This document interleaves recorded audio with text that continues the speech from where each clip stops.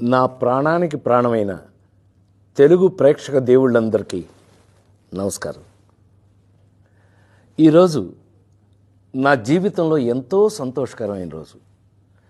భారత ప్రభుత్వం నాకు పద్మశ్రీ పురస్కారాన్ని ప్రకటించిందని తెలిసినప్పటి నుంచి నా కళ్ళు ఆనందంతో నిండిపోయాయి. ఒక నటుడిని గుర్తించి ఇంతటి గొప్ప గౌరవాన్ని అందించిన భారత ప్రభుత్వానికి నా శిరస్సు వంచి నమస్కరిస్తున్నాను.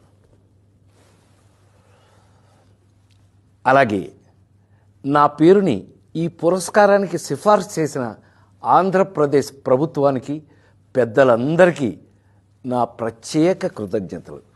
కానీ నిజం చెప్పాలంటే ఈ అవార్డు నాది కాదు, మీది.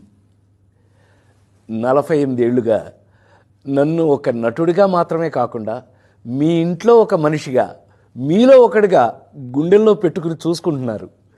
నేను నవ్వించినా ఏడిపించినా మా రాజేంద్ర ప్రసాద్ అని మీరు చూపించిన ఆప్యాయత నాకు దక్కిన నిజమైన అదృష్టం.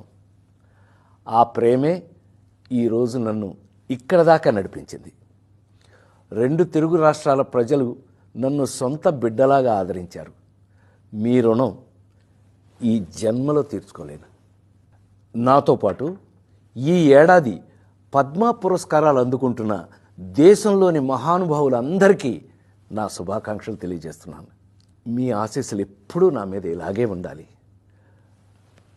బ్రతికున్నంత వరకు సర్వదా మీ రాజేంద్ర ప్రసాద్.